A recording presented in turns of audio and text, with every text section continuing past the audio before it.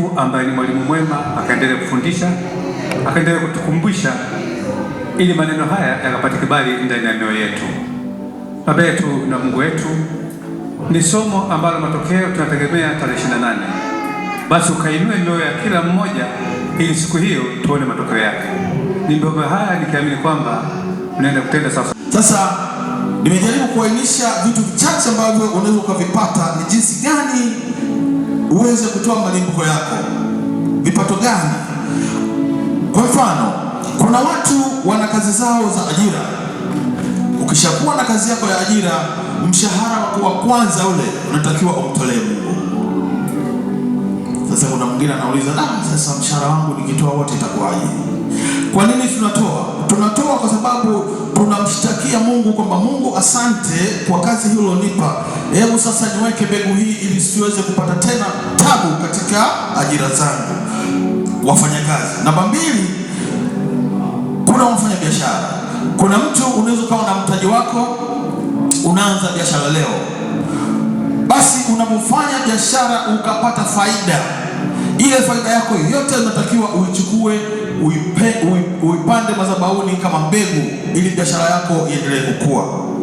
Kwa hiyo unaweza ukawekeza shilingi 10,000, kesho ukapata faida ya shilingi 5. Hebu chukua ile shilingi 5 yote ilete kwenye madhabahu ya Mungu, alafu uone matokeo yake baadaye itakapokuwa.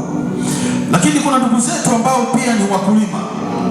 Umepanda mahindi, Biblia inatuambia yale mahindi, yale mavuno yote ya kwanza mletee Mungu kwanza aweze kuyabariki.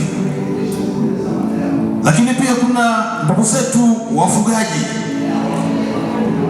Ukishakuwa mfugaji, una kuku wako kataga katoto faranga 10 vimekuwa, hebu vichukue vyote mletee Mungu wako aweze kuvibariki. Kwa nini tunasema hivyo? Tunasema hivyo kwa sababu ili Mungu kutengeneza misingi mizuri ya mafanikio na baraka katika maisha yetu. Vinginevyo huwezi kukua katika maendeleo kama hujawahi kuweka sadaka ya limbuko katika uchumi wako. Kwa limbuko ni sadaka moja muhimu sana, ni kama zaka, vinaendana zaka lakini si zaka. Hii unachukua kitu kizima unapeleka madhabahuni kwa Mungu. Na tumemsikia baba panasema mwaka wetu ndio tunauanza tarehe 1 mwezi wa 7. Na sikukuu yetu ya malimbuko ni tarehe 28. Sio 21 kama katiba ilivyotangaza. Tutaifanya tarehe 28. Sasa ukielewa hili somo, jitahidi sana kuweka mipango mizuri ili tarehe 28 tuweze kutoa sadaka zetu za malimbuko kwa upendo na kwa uaminifu.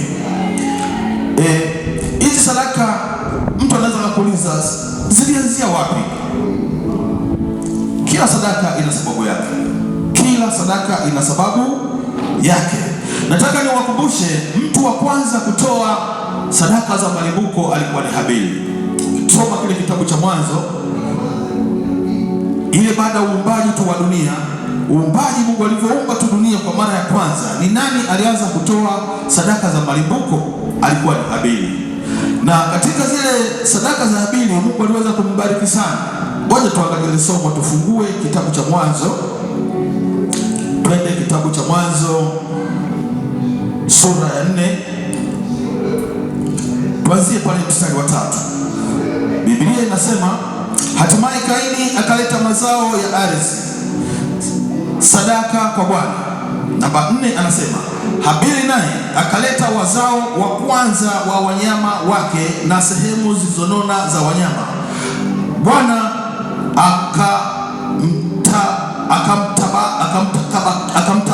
akamtabakali Habili na sadaka yake. Sasa ukiangalia hapa ni kwamba Habili alichokuwa nakifanya, alikuwa analeta sehemu za kwanza. Kama alikuwa anafuga, historia ya Habili ni kwamba alikuwa ni mfugaji. Kwa yeye alikuwa analeta kila mnyama akizaliwa, anachukua anampelekea sadaka Mungu wake. Hii ndio tunaita malimbuko.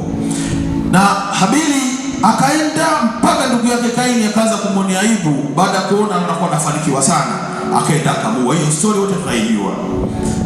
Kwa hiyo chanzo hasa, mtu wa kwanza kibiblia alianza kutoa malimbuko katika kuumbwa kwa dunia alikuwa ni nani? Habili.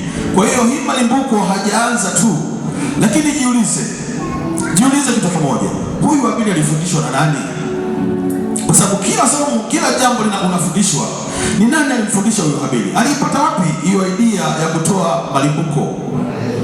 Ni kwamba pale tunazungumzia kwamba Roho Mtakatifu mwenyewe ndo alimjia na kumfundisha, akaenda. Ni Mungu mwenyewe alimuonyesha maono, akasema nenda katoe sadaka za malimbuko. Ni sawa kama vile tulivyofundisha kwenye somo la fungu la 10 ile tunahitaji zaka. Tulimwona Ibrahim alipotoa zaka kwa mara ya kwanza, alifundishwa na nani? Ni Roho wa Mungu kufundisha.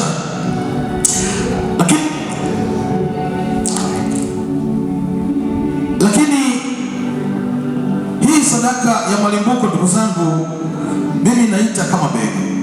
Ni kama vile unamjaribu Mungu wako, sema Mungu, sasa umenipa hii kazi ya kufanya mikono, hebu sasa ngoja niwekee hii kitu, alafu ni usubiri matokeo yake. Na mara nyingi ni lazima ilipe. Sasa kuna swali, twende kwa swali questionnaire.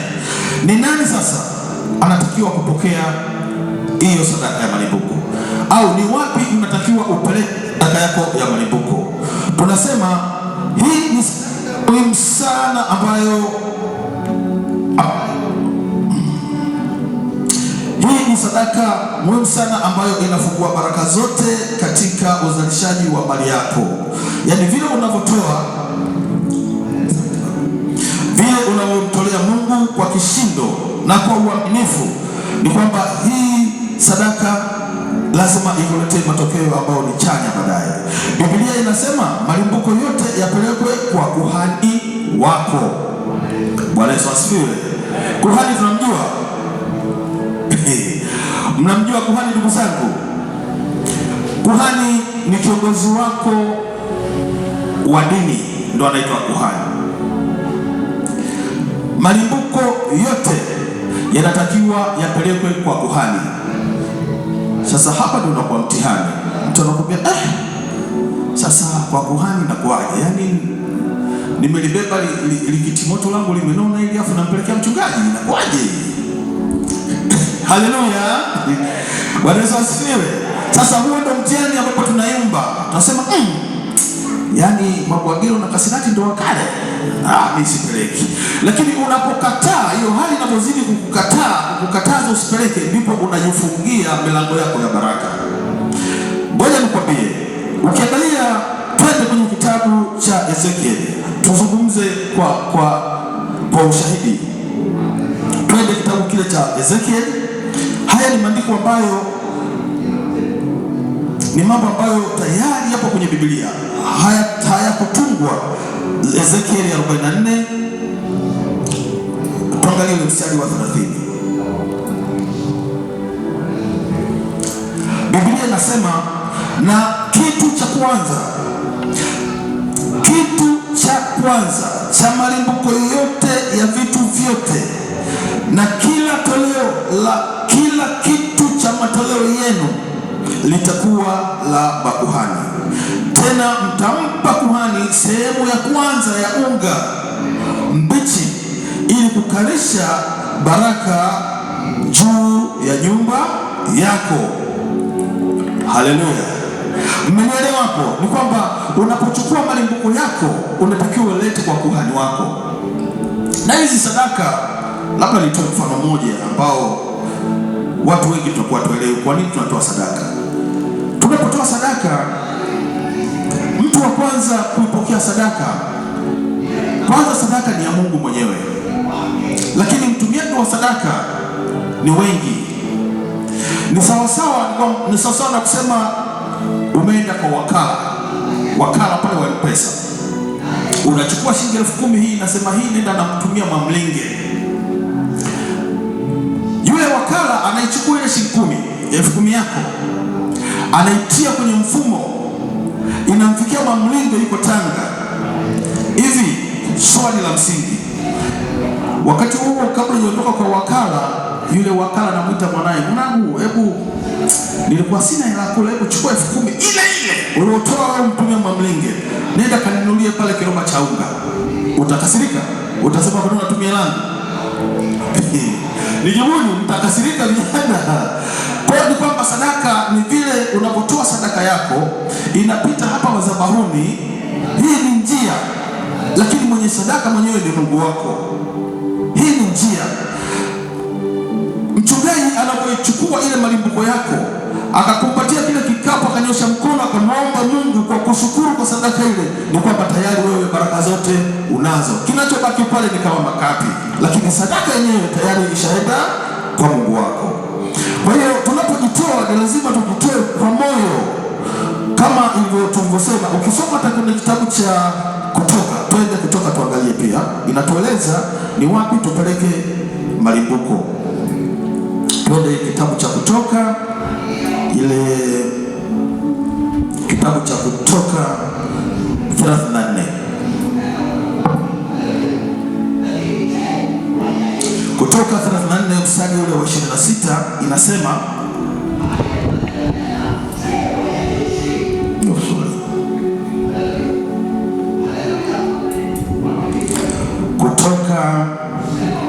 Kutoka 34 mstari wa 26. Tuangalie, anasema vitu vya kwanza vya malimbuko, vitu vya kwanza vya malimbuko ya nchi yako utavileta na kuvitia ndani ya nyumba ya Bwana Mungu wako. Usimtokose mwanambuzi katika maziwa ya mama yake. Sasa hii inazungumzia jinsi ya kutoa sadaka, kwamba una kitu cha kwanza chochote, uzao wako wa kwanza wa mali zako wa mradi wako ni lazima upeleke ukiwa kamili. Usipeleke nini? Anasema usimtokose. Kutokosa ni kuchemsha, kupika, yani usichanganya ile nyama afu unasema unampelekea Mungu malimbuko. Hiyo hapana, inatakiwa upeleke ikiwa nzima nzima. Hebu tuangalie tena kitabu kingine cha Methali. Kitabu cha Methali, nataka niwaonyeshe tu jinsi gani maandiko yanavyokwenda kuhusiana na mambo ya sadaka ya malimbuko. Methali 3:9. Mheshimu Bwana kwa mali yako na kwa malimbuko ya mazao yote, ndipo ghala zako zitakapojazwa kwa wingi na mashinikizo yako yatafurika divai mpya.